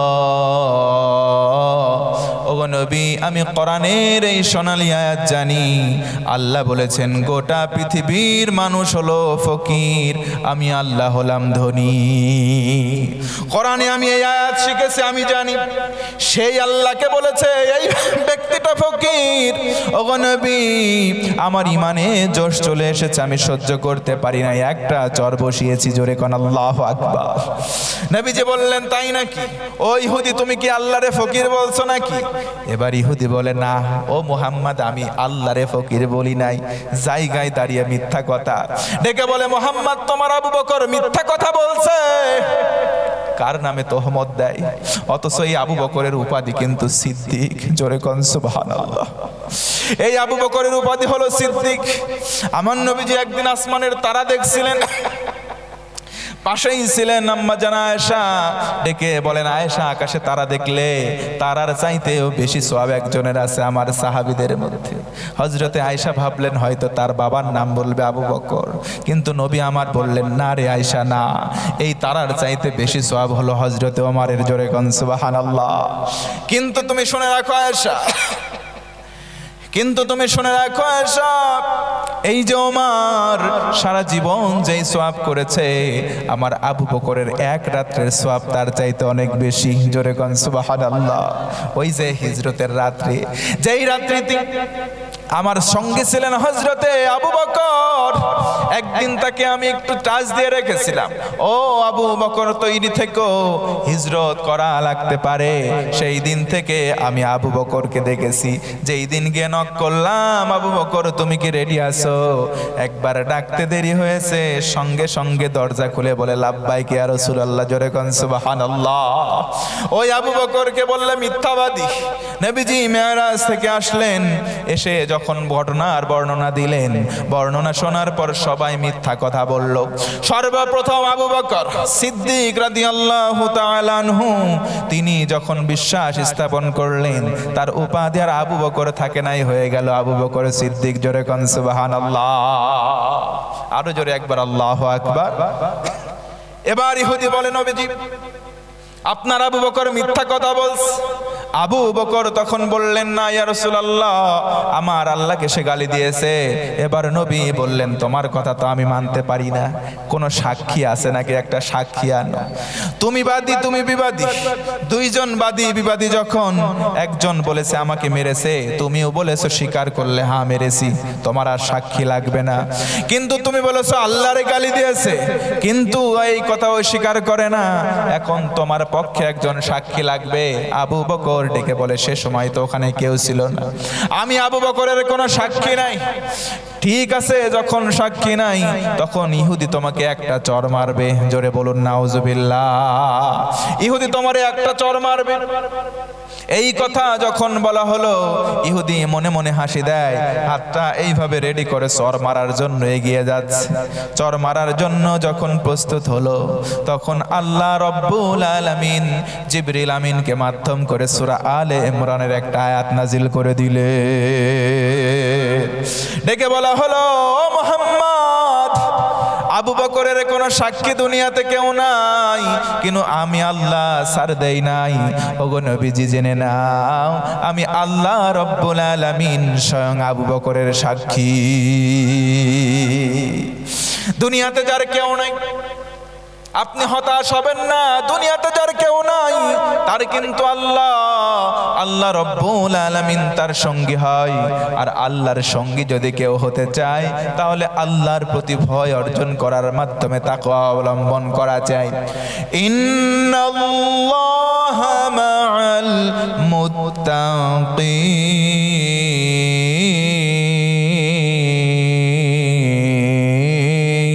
জোরে কোন আল্লাহু আকবার। আল্লাহ বলেন ওয়ালামু, ও বান্দারা জেনে রাখ, আন্নাল্লাহা মাআল মুত্তাকিন, আল্লাহ রব্বুল আলামিন মুত্তাকিদের সাথেই থাকেন। জোরে আরেকবার বলুন সুবহানাল্লাহ। নবীজি আমার কেমন রহমত ছিলেন উদাহরণ দিচ্ছিলাম। নবীজি আমার কেমন দয়ার ছিলেন। হযরতে বেলালের কথা বলছিলাম। হযরতে বেলাল রাদিয়াল্লাহু আনহু নবীজির পাত্রে এবার বসলেন। নবীজি বললেন, আর কোনো পার্থক্য নাই। দুনিয়াতে ইসলাম এমন শিক্ষা দেয়, সাদা কালোর কোনো বৈষম্য নাই, ধনী দরিদ্র সাদা কালো এমনকি রাজা প্রজার কোনো ব্যবধান নাই। ও বেলাল, বসো, তুমি আমার সঙ্গে খাবার খাও। বেলাল তখন বললেন, ইয়া রাসূলুল্লাহ, আমি তো গোলাম। নবীজি আমার বুকে জড়িয়ে বেলালকে ভালোবাসলেন। আরেকবার বলুন সুবহানাল্লাহ। নবীজির ওফাত বরণ হয়ে গেল। হযরতে আবু বকরের শাসনামল। হযরতে বেলাল রাদিয়াল্লাহু আনহু আবু বকরকে ডেকে বলে, ইয়া আবু বকর, সাইয়্যিদুল মুসলিমিন, আমাকে যুদ্ধে যাওয়ার অনুমতি দেন। যুদ্ধে যাওয়ার, জিহাদে যাওয়ার অনুমতি দেওয়া হলো। হযরতে বেলাল মুসলমানদের পক্ষে জিহাদে চলে গেলেন। হযরতে বেলাল যেই যুদ্ধে যায় সেটাই জয়লাভ করে। সুবহানাল্লাহ পড়েন, আর একটু আওয়াজ করে বলেন আল্লাহু আকবার। হযরতে বেলাল যেখানে যায় সেখানেই জয়। হযরতে বেলাল এবার চিন্তা করলেন, যেই শহরে নবী নাই ওই শহরে আমি বেলাল থাকতে চাই না। চলে গেলেন তিনি দামেস্ক। 9 মাস মতান্তরে 11 মাস, প্রায় 1 বছর থাকলেন। হঠাৎ একদিন স্বপ্ন যোগে তিনি নবীজিকে দেখতে পেলেন। আল্লাহর নবী স্বপ্ন যোগে এসে বলছে, বেলাল, তুমি কি আমার কথা ভুলে গেলে নাকি? একদিনও তো মদিনায় আর আসলেন না।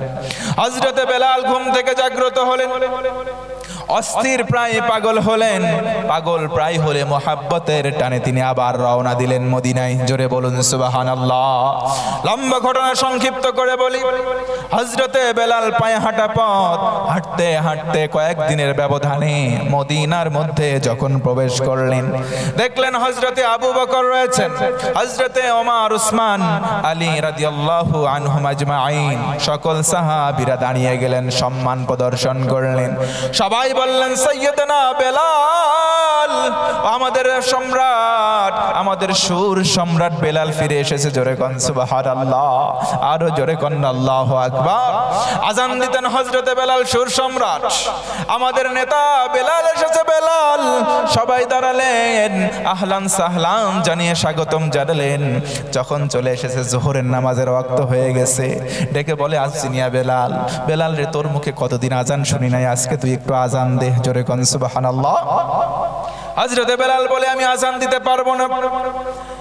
আরেকজন সাহাবী এসে বলে, আযিন ইয়া বেলাল, ও বেলাল, আজকের দিনে আজানটা তোমার জবান দিয়ে দাও, কতদিন তোমার জবানের আজান শুনতে পারি নাই। এই সাহাবী বলে, আরেকজন সাহাবী বলে, সবাই সমবেত হয়ে বলে, বেলাল তুমি আজান দাও। বেলাল রাজি হয় না। সর্বশেষ হাসান আর হুসাইন, 2 ভাই চলে এসেছে। জোরে কোন সুবহানাল্লাহ। হাসান হুসাইন রাদিয়াল্লাহু আনহুমা 2 ভাই যখন সামনে আসলেন, আল্লাহর রাসূলের এমন আদর করেছিলেন, হাসান হুসাইনের সব শরীরে সব সময় নবীজি জড়িয়ে রাখতেন। জোরে কোন সুবহানাল্লাহ। নবীজি আমার বলেন, হুমা রায়হাতান, হাসান হুসাইন 2 ভাই, আমি নবীর আতর। হযরতে বেলাল বলেন, হাসান হুসাইন যখন 2 জন সামনে আসলো, কেমন জানি আমার মনে হলো নবীজির শরীরের ঘ্রাণ আমি পাচ্ছিলাম। জোরে কোন সুবহানাল্লাহ। হযরতে হাসান হুসাইন এসে বললেন, আযিনিয়া বেলাল, ও বেলাল, আজকের দিনে আজান দেওয়ার জন্য তোমারে অনুরোধ করলাম রে বেলাল। ও বেলাল, তুমি নাকচ করে দিও না, আজকের দিনের আজানটা তুমি দিয়ে দাও। হযরতে বেলাল দেখলেন আমার নবীর গায়ের ঘ্রাণ। হযরতে বেলাল বলেন, আমি আর না করতে পারলাম না, রাজি হয়ে গেলাম। আজান দেওয়ার জন্য উঁচু একটা জায়গায় উঠতে হতো। এই সাউন্ড সিস্টেম তো তখন ছিল না। কানের মধ্যে হাত দিয়ে উঁচু একটা জায়গায় দাঁড়ালেন।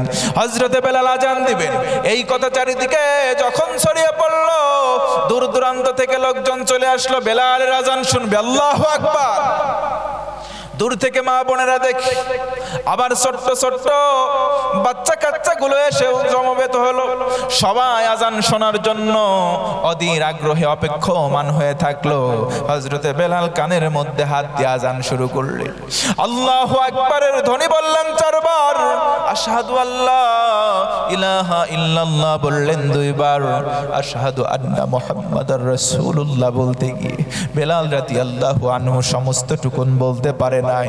বিকট একটা আওয়াজ দিয়ে ভিতর দিয়ে চিৎকার দিলেন, দিয়ে সঙ্গে সঙ্গে হযরতে বেলাল সেখানে অজ্ঞান হয়ে পড়ে গেলেন। সাহাবীরা দৌড়ে চলে আসলেন, ও বেলাল তোমার কি হলো? বেলালের আর কোনো হুঁশ নাই, বেলাল অজ্ঞান হয়ে পড়ে গেছে। সেবা শুশ্রূষা করা হলো, বেলালের জ্ঞান ফিরে আসলো। বেলাল জ্ঞান ফেরার পরে হাউমাউ হাউমাউ করে কাঁদে, সাহাবীরাও কাঁদে। ও বেলাল তুমি কাঁদো কেন? বেলাল কোনো কথা বলে না, শুধু বেলাল কাঁদে। সাহাবীরাও কান্না দেখে কাঁদে। ওই যে দূরে থাকা ছোট্ট ছোট্ট মাসুম বাচ্চারাও কাঁদে, ওই যে দেখে মা বোনেরা তারাও কাঁদে। হাদিসের মধ্যে, তারিখুল ইসলামের মধ্যে স্পষ্ট উল্লেখ করা হয়, আসাদুল বুকা ইফিল মাদিনা, মদিনার মধ্যে যতগুলো হৃদয় বিদারক ঘটনা ঘটেছে, কান্নার দিন সংগঠিত হয়েছে, সবচাইতে কান্নাওয়ালা দিন হলো ওই দিন। আসাদু ইসমে তাবজিলের সিগা ব্যবহার করা হয়েছে, আসাদুল বুকা ইফিল মাদিনা। জোরে কোন আল্লাহু আকবার। সবচাইতে কান্নাওয়ালা দিন ওই দিনটা, যেই দিন হযরতে বেলাল আজান দিতে গিয়েও আজান দিতে পারে নাই। আমার ভাইয়েরা, আজান দিতে কেন পারে নাই? এবার সাহাবীরা আবার জিজ্ঞেস করলেন, ও বেলাল তুমি কেন অজ্ঞান হলে, কেন চিৎকার করলে, কেন আজান দিতে পারো নাই? হযরতে বেলাল বললেন, আল্লাহর নবীর সাহাবীরা শোনো, আমি বেলাল যতদিন আজান দিতাম, আল্লাহর রাসূল ছিলেন ইমাম, আমি ছিলাম মুয়াজ্জিন। আমার নবীজি আমার সামনে দাঁড়িয়ে থাকতেন, আমি বেলাল আজান দিতাম। আমি যখন আজানের মধ্যে আশহাদু আন্না মুহাম্মাদার রাসূলুল্লাহ বলতাম, আমার এই শাহাদাত আঙ্গুলে আমি উঁচু করতাম, আল্লাহর রাসূল সামনের দিকে থাকতেন, আমি আমার আঙ্গুল দিয়ে ইশারা করে নবীজির দিকে দেখাতাম, সাক্ষ্য দিতাম। জোরে কোন সুবহানাল্লাহ। ও আল্লাহর নবীর সাহাবীরা, তোমরা শুনে নাও, আমি বেলাল আজকের দিনে আজান দিতে গিয়ে আশহাদু আন্না মুহাম্মাদার রাসূলুল্লাহ বললাম, শাহাদাত আঙ্গুল দিয়ে উঁচু করলাম, চক্ষুটা বন্ধ ছিল, আমি খুললাম, তাকিয়ে দেখলাম আমার রাসূল আমার সামনে নাই। ওরে আল্লাহর নবীর সাহাবীরা, আমি বেলাল আমার এই দুঃখ কষ্ট ধরে রাখতে পারি নাই, নবীজিকে সামনে দেখতে না পেয়ে হঠাৎ কেন আমি চিৎকার দিলাম, কেন আমি রাসূল সামনে নাই আমি এটা মানতে পারবো না, এই জন্য আমি আজান দিতে পারলাম না। আমি এই জমিনে আর কোনোদিন আজান দেব না। জোরে কোন আল্লাহু আকবার। হযরতে বেলাল আজান দিতে গিয়েও নবীর প্রেমে আজান দিতে পারে নাই। হযরতে বেলাল সেদিন আবার চলে গেলেন, আর কোনোদিন ফিরে আসেন নাই। নবীজিকে কি পরিমাণ ভালোবেসেছেন, নবীজিকে আমরাও ভালোবাসার দরকার। ও ভাইয়েরা জোরে বলুন তো, আছে না নাই? নবীজিকে কেমন করে ভালোবাসতে হয়? নবীজিকে ভালো না বাসলে জান্নাতে যাওয়া মুশকিল। নবীজি একদিন বসে আছেন, সাহাবীরা সামনে বসা, একজন সাহাবী পিছন দিক থেকে রাসূলের কাছাকাছি এসে বসলেন, এসে বললেন, মাতা সাআতু ইয়া রাসূলুল্লাহ, ওগো নবীজি আমার মনের মধ্যে একটা প্রশ্ন, বলুন তো নবীজি কিয়ামতটা কবে হবে? জোরে বলুন সুবহানাল্লাহ, আরেকবার আওয়াজ করে বলুন সুবহানাল্লাহ। ওগো নবীজি আমি জানতে চাই, মাতা সাআতু ইয়া রাসূলুল্লাহ, ওগো নবীজি আমি জানতে চাই কিয়ামতের দিনটা কবে? আল্লাহর রাসূল পাল্টা প্রশ্ন করলেন, কিন্তু উত্তর দিলেন না। আল্লাহর নবীজি বললেন, শোনো রে সাহাবী, কিয়ামত তো সহজ কোনো দিন না, এটা তো সহজ ছেলে খেলা কোনো দিন না, কোনো বিষয় না। কিয়ামতটা অত্যন্ত ভয়াবহ কঠিন একটা দিন। সেই দিনের জন্য মা ইস্তাআদাতু লাহা, কেমন প্রস্তুতি তুমি নিয়েছো আগে আমার কাছে বলো। জোরে কোন সুবহানাল্লাহ।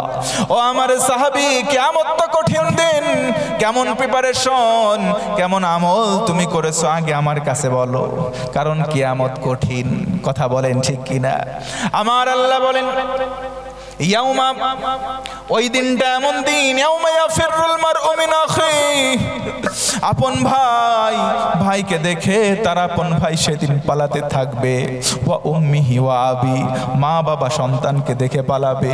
ওয়া সাহিবাতিহি ওয়া বানি, স্বামীরে দেখে বউ পালাবে, বউরে দেখে স্বামী পালাবে, সন্তান পিতা মাতারে দেখে সবাই সবাইরে দেখে পালাতে থাকবে। জোরে বলুন আল্লাহু আকবার। আল্লাহ কোরআন স্পষ্ট জানায়া দিলেন, সবাই সবাইরে দেখে পালাতে থাকবে। ওই দিনটা এত কঠিন দিন, মুফাসসিরিনে কেরাম বলেন, একটা মা সন্তানকে দেখতে পাবে, সন্তান আসবে, সন্তান একটা নেকির কম হওয়ার কারণে জাহান্নামের বন্দোবস্ত হতে চলেছে। একটা নেকি হলেই জান্নাতে যায়, কিন্তু একটা নেকির কম হয়েছে।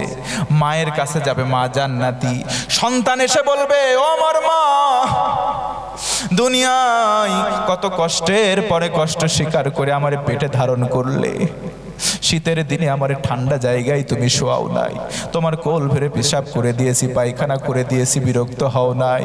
কতদিন কষ্ট করেছো, পেটে রেখেছো 10 মাস 10 দিন, 2 বছর 2.5 বছর দুধ পান করিয়েছো, একটা দিনের জন্য বিরক্ত হও নাই।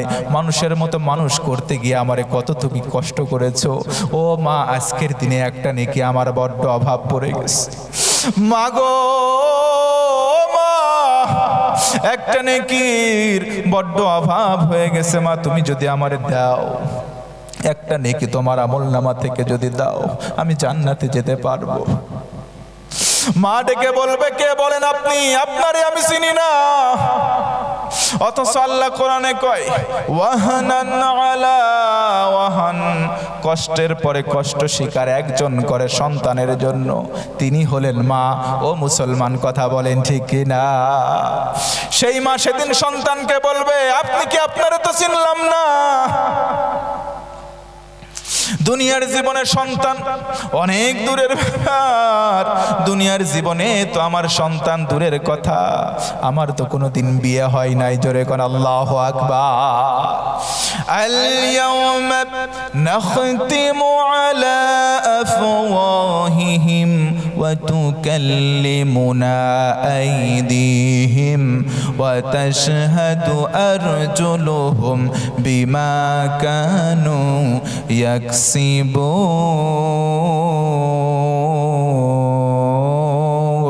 জোরে বলুন আল্লাহু আকবার। আল ইয়াউমা নাখতিমু আলা আফওয়াহিহিম, আল্লাহ বলেন কিয়ামতের দিন মানুষের ঠোঁটের মধ্যে সিল দিয়ে দেওয়া হবে, সেলাই করে দেওয়া হবে। নাখতিম, খতম করে দেওয়া হবে, মোহর মেরে দেওয়া হবে। ওয়া তুকাল্লিমুনা আইদিহিম, আল্লাহ বলেন হাতের জবান সেদিন খুলে যাবে। তুমি পাপ করেছো না পুণ্য করেছো, হাত সেদিন সব আল্লাহরে বলে দেবে।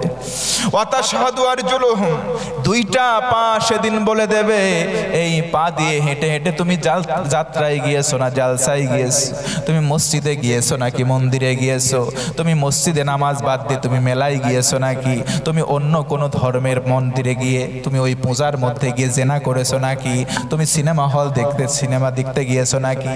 এই পা দিয়ে আপনি গুনাহ করেছেন, আল্লাহ জবান দিয়ে জিজ্ঞাসা করবে না, ও বান্দা তুই গুনাহ কেন করেছিস? সেদিন পা সাক্ষী দিয়ে আল্লাহর কাছে সব বলে দেবে, ও আল্লাহ, এই পা দিয়ে এই ব্যক্তিটা অমুক জায়গায় গেছে, এই হাত দিয়ে অমুকের আইল ঠেলেছে। আইল ঠেলা বাংলাদেশে খুব আছে, আপনাদের এলাকায় আছে নাকি ভাই? অন্যের সম্পত্তি চুরি করেছে, অন্যের অন্যায় ভাবে আঘাত করেছে। কিয়ামতের দিন এত কঠিন আকার ধারণ হবে। ওই যে নবীজি বসে আছে সাহাবীকে সামনে নিয়ে, মনে আছে আপনাদের? মনে আছে ভাই? এবার সাহাবীকে পাল্টা প্রশ্ন করলেন, মা ইস্তাদাতু লাহা, ও সাহাবী বলো কিয়ামত কবে হবে জানতে চাও? কিয়ামতের প্রস্তুতি কেমন নিয়েছো আগে বলো। এবার সাহাবী বললেন, লা কাসীরিম মিনাস সালাত, ওগো নবীজি তেমন কোন নফল নামাজ বেশি আদায় করতে পারি নাই, ওয়ালা মিন সাওমিন, তেমন নফল সিয়াম বা রোজা পালন করতে পারি নাই, ওয়ালা মিন সাদাকাতিন ইয়া রাসূলুল্লাহ, তেমন কোন দান সদকা করতে পারি নাই, ওয়ালাকিন্নী উহিব্বুল্লাহ ওয়া রাসূলুহু, ওগো নবী তবে আমি একটা কাজ করেছি, বেশি নামাজ পড়ি নাই, বেশি রোজা করতে পারি নাই, বেশি দান সদকা করতে পারি নাই, তবে আমি আমার কলিজার চাইতে বেশি, আমি আমার নিজের চাইতে বেশি, আমি আমার স্রষ্টা আল্লাহ এবং রাসূল আপনাকে আমি আমার কলিজার চাইতে বেশি মহব্বত করি। জোরে বলেন সুবহানাল্লাহ। আরেকবার হবে না সুবহানাল্লাহ? আমার নবী বললেন, আর কোনো টেনশন নাই, আর কোনো ভয় নাই। দুনিয়াতে যার সাথে যার মহব্বত, তার সাথেই তার কিয়ামত, হাসর নাসর এবং জান্নাত। জোরে বলুন সুবহানাল্লাহ। নবীজির সঙ্গে যদি জান্নাতে যেতে হয়, নবীজির সঙ্গে যদি জান্নাতে যেতে হয়, আমার ভাইয়েরা বলুন, নবীজির সুন্নাত মানার দরকার আছে না নাই? নবীর যুগে যদি আমাদের জন্ম হতো, ভালো হতো কি হতো না? আমরা সবাই সাহাবী হতে পারতাম, কথা বলেন ঠিক কিনা? অনেক নবী পর্যন্ত আল্লাহর কাছে দোয়া করেছেন, ও রব্বুল আলামিন, নবুয়ত চাই না, শেষ নবী বিশ্ব নবী মুহাম্মদ সাল্লাল্লাহু আলাইহি ওয়াসাল্লামের উম্মত হতে চায়। অনেক নবী পর্যন্ত দোয়া করেছেন, আমরা কোনোদিন দোয়া করি নাই, কিন্তু আল্লাহ আমাদের তার উম্মত হওয়ার সৌভাগ্য দান করেছেন। একবার বলুন না আলহামদুলিল্লাহ। আল্লাহর রাসূলের একটা হাদিস থেকে আজকে কথা শুনবো। আল্লাহর রাসূল বলেন, ও আমার উম্মত, তোমরা যদি 6টা কাজ করতে পারো, ও মুসলমান আওয়াজ করে বলেন কয়টা কাজ? জোর হলো না, আরেকবার বলুন তো কয়টা? 6টা কাজ যদি কেউ করতে পারো আমার কাছে কথা দাও। আল্লাহর রাসূল বললেন, 6টা কাজ যদি কোন গোলাম করে, আমি রাসূল নিজে ওয়াদা করলাম ওই ব্যক্তির জন্য আমি জামিনদার হয়ে যাব, সরাসরি তার হাত ধরে সাথে করে জান্নাতে নিয়ে যাব। জোরে বলেন কয়টা কাজ? শুনবেন না শেষ করে দেব? শুনবেন না শেষ করে দেব? আমার ভাইরা গভীর মনোযোগ করেন। আল্লাহ রাসূল সাল্লাল্লাহু আলাইহি ওয়াসাল্লাম সুন্দর করে বললেন, 6টা এমন কাজ, এমন আমল আছে আমার কোন উম্মত যদি করে, ও ভাই বলুন তো কয়টা আমল? আরেকবার বলেন তো, জোরে বলেন 6টা। আরেকবার বলেন তো কয়টা? নাম্বার 1, 1 নাম্বার হলো আল্লাহ রাসূল বলেন 6টা আমল যদি কোন উম্মত করে, একটা বার যদি ওয়াদা করে জীবনে 6টা আমল আমি করব, আল্লাহর রাসূল বলেন আমি রাসূল তার জন্য জামিনদার হয়ে জান্নাতে নিয়ে যাব। জোরে একবার বলুন সুবহানাল্লাহ। নাম্বার 1, 1 নাম্বার হলো যে উম্মতটা বলবে আমি সর্বদা সত্য কথা বলবো। আল্লাহর রাসূল বলেন 6টা আমলের প্রথম আমল সত্য কথা বলা। আল্লাহর রাসূল বলেন as-sidqu yunji wal kizbu yuhlik, সত্য মানুষে মুক্তি দেয়, মিথ্যা মানুষে ধ্বংস করে দেয়। একটা মানুষ আজকে দেখবেন সমাজে আছে এমন, ঘরের মধ্যে আছে মোবাইলে, কানের মধ্যে ধরে দোস্ত তুমি কোথায়? এই তো আমি নীলগঞ্জের বাজারে, অথচ ঘরের মধ্যেই আছে। এমন মানুষ দু একটা বলেন তো আছে না নাই? নবীর উম্মত হয়ে যদি এমন আচরণ করেন, নবীজি আপনাকে শাফাআত করবেন না, নবীজি আপনার জামিনদার হবেন না। এই জন্য এখন থেকে মিথ্যা ছাড়ার দরকার। জোরে বলেন তো আছে না নাই? আল্লাহর নবীর জামানে একটা ঘটনা শুনেন। একজন আল্লাহর নবীর কাছে এসে বলে, আউসিনি ইয়া রাসূলুল্লাহ, আমি ইসলাম কবুল করতে চাই, তবে বেশি আমল নয়, আমি ইসলাম কবুল করব, কিন্তু মদ খাওয়া ছাড়বো না, জেনা করাও ছাড়বো না, আমি সব পাপের কাজ করব, কিন্তু আমি জান্নাতে যেতে চাই। আল্লাহর রাসূল মুস্কি হাসলেন, কাছে টেনে নিলেন, বললেন মাত্র একটা আমল করো, আর বাদ বাকি সব গুনাহ করো, তোমার জন্য আমি বলে দেই একটা আমল। ওই লোকটা ডেকে ডেকে বলে, ও মুহাম্মদ, একটা আমল করব, কোনো ব্যাপার না, তুমি বলো, আর সব যদি করতে আমি পারমিশন পাই, একটা আমল ব্যাপার না। নবীজি বললেন, জীবনে কখনো মিথ্যা বলো না। জোরে কোন সুবহানাল্লাহ। লোকটা বেজায় খুশি, একটা আমল করে জান্নাতে যাব। সুবহানাল্লাহ পড়েন, আর জোরে পড়েন না সুবহানাল্লাহ। লোকটা চলে গেছে। রাত্রি যখন গভীর, চুরি করার অভ্যাস, চুরি করার জন্য রাত্রির গভীর বেলা বের হয়ে যায়। পাড়ার মধ্যে এক দোস্তর সঙ্গে দেখা হয়, বন্ধু তুমি কই যাও? ও তো বের হয়েছে চুরি করার জন্য। সঙ্গে সঙ্গে চিন্তা করে, কিরে নবীর কাছে না ওয়াদা করছি মিথ্যা বলা যাবে না, চুরি করতে যাব, এই কথা যদি বলি আমার ইজ্জত পাঞ্চার। সঙ্গে সঙ্গে নিয়তটা পরিবর্তন করে বলল, ও আমার বন্ধু, রাত্রে ঘরের মধ্যে বেশি ভালো লাগছিল না, একটু পায়চারি একটু হাঁটার জন্য বের হয়েছিলাম, এই মুহূর্তে আমি বাড়ি ফিরে যাব। সঙ্গে সঙ্গে নিয়ত পরিবর্তন করে বাড়ির দিকে ফিরে গেলেন। ও মুসলমান, একটু আওয়াজ করে বলুন না সুবহানাল্লাহ। পরের দিন আবার বের হয়েছে, এই দিন যাবেন মদ খেতে, রাস্তায় আরেকজনের সাথে দেখা, বন্ধু কোথায় যাও, বলতে পারে নাই মদ খাইতে যাবে, লজ্জার বিষয়। সেই দিনও বলেছে আজকেও আমি মদ খেতে যাব না, এই কথা বলে নাই। বলছে বাড়ি থেকে বের হয়েছিলাম আবার বাড়িতে চলে যাব। সেই দিন মিথ্যা বলতে না পেরে চুরি করতে পারে নাই, এই দিনে মিথ্যা বলতে না পেরে মদ খেতে পারে নাই, আবার ফিরে বাড়ির দিকে চলে গেলেন। মুসলমান একটু আওয়াজ বাতাসকে মুখরিত করে একবার বলুন সুবহানাল্লাহ। মিথ্যা ছেড়ে দেওয়ার কারণে একদিন, 2 দিন, 3 দিন, 4 দিন হয়ে যায়, ওই লোকটা আর একটা দিনের জন্য পাপ ছাড়ে না। এই নিয়ত করেছিল পাপ করব কিন্তু একটা কাজ, কিন্তু ওই এক কাজ ছাড়ার কারণে, ধরার কারণে বাকি সব পাপ তার মধ্য থেকে দূর হয়ে গেল। একদিন খাস নেক সাচ্চা ঈমান বলা হয়ে গেল। জোরে কোন সুবহানাল্লাহ। কারণ নবীজি আমার অন্য হাদিসে বলেন, মিথ্যা হলো সকল পাপের মা। কেউ যদি মিথ্যা ছেড়ে দেয়, তার মধ্য থেকে পাপের মা মরে গেল। পাপের মা যদি মরে যায়, বাচ্চা বের হওয়ার সম্ভাবনা কিন্তু নাই। কথা বলেন ঠিক কিনা? এই জন্য আমরা মিথ্যা এখন থেকে ছেড়ে দেব। বলেন ইনশা। মিথ্যা আর বলবো না। জোরে বলেন ইনশা। আল্লাহ রাসূল বলেন কয়টা কাজের কথা? আর জোরে বলেন। 6টা আমলের কথা বললেন। 6টা আমল যদি কোনো গোলাম করে, আল্লাহ তার রসুলকে পারমিশন দিয়েছেন। রসুল বলেন আমি রসুল শাফায়াত করব, জামিনদার হয়ে যাব। মাত্র 6টা আমল করলে আমি আমার ওই উম্মতকে জান্নাতে নিয়ে যাব। নাম্বার 1, 1 নম্বর আমল হলো সদা সর্বদা সত্য কথা বলবে, যে আমি রসুল তারে জান্নাতে সাথে করে নিয়ে যাব। আর একটু আওয়াজ করে বলুন সুবহানাল্লাহ। 2 নম্বর হলো, আমার কোন উম্মত যদি কারো সঙ্গে ওয়াদা করে, ওয়াদা করার পর যদি ওই ওয়াদাটা পূর্ণ করে, ভঙ্গ না করে, রসুল বলেন আমি তার সঙ্গে তারে শাফায়াত করব, আমি নিজে জামিনদার হয়ে তারে জান্নাতে নিয়ে যাব। আরেকবার বলুন সুবহানাল্লাহ। আজকে অনেকে আমরা ওয়াদা করি কিন্তু পূরণ করি। অনেকে আমরা ওয়াদা করি ভোটের আগে, নেতারা ওয়াদা করে ভোট আমারে দেন, এই দেব সেই দেব, পরবর্তীতে দেখা যায় শুধু বাঁশ দেয়। কথা বলেন ঠিক কিনা? এই জন্য আমরা ওয়াদা যদি কারো সঙ্গে করি, এই ওয়াদা পালন করব, যদি পালন করতে ব্যর্থ হই, আল্লাহর রসুল জামিনদার হবেন না। আর যদি তিনি জামিনদার না হন, তিনি আমাদেরকে জান্নাতে নেবেন না। এজন্য 1 নম্বর আমল হলো সত্য কথা বলবো। 2 নম্বর আমল হলো ওয়াদা করলে আমরা পূর্ণ করব। জোরে বলুন ইনশা। 3 নম্বর হলো আমানত খেয়ানত করব না। কেউ যদি আমারে কিছু আমানত দেয়, আমি ওই আমানতটা তারে ফিরিয়ে দেব। আমানত খেয়ানতের কাজ বর্তমান সমাজে বেড়ে গেছে।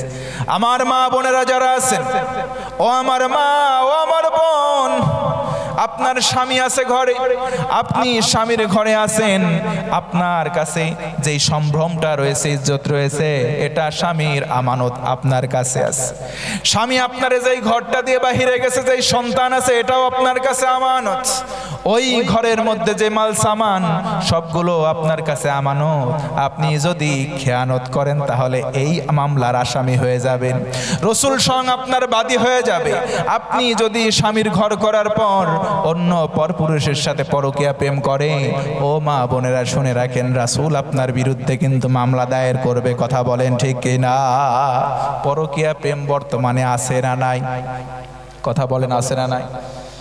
আমরা যদি বলি স্বামী স্ত্রীর সম্পর্কের অবনতি, হুজুর আমার বউ আমার কথা শোনে না, সারাদিন পরিশ্রম করার পর আমি বাড়িতে আসি, বউ উল্টা পাশে ফিরে সই।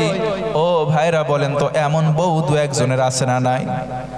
স্বামী যদি বলে আয় রে, বউ বলে তুমি থাকো, বেশি কথা বললে আমি বাপের বাড়ি চলে যাব, এমন বউ সমাজে 2-1টা আছে না নাই? একটু আওয়াজ দিয়ে বলেন তো আছে না নাই? এই সমস্ত বউয়েরা যদি শুনে থাকেন আমার কথা, ও মা বোনেরা শোনেন, আপনার কাছে স্বামীর সকল বিষয় হলো আমানত। এই জন্য আমানতের খেয়ানত করা যাবে না। জোরে বলেন ইনশাআল্লাহ। 3 নম্বর হলো লজ্জাস্থানের হেফাজত করতে হবে। 4 নম্বর চক্ষুকে হেফাজত করতে হবে। 5 নম্বর হলো তোমার হাত দ্বারা এমন কাউকে আঘাত করা যাবে না। আল্লাহ যেন এই আমলগুলো করার তৌফিক আমাদের দেয়। জোরে কোন আমিন বলেন।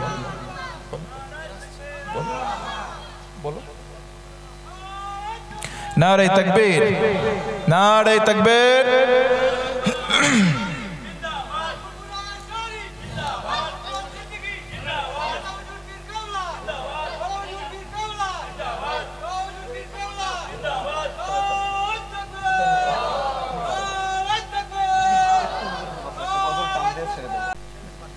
জুতো পরে উঠেছে কেন?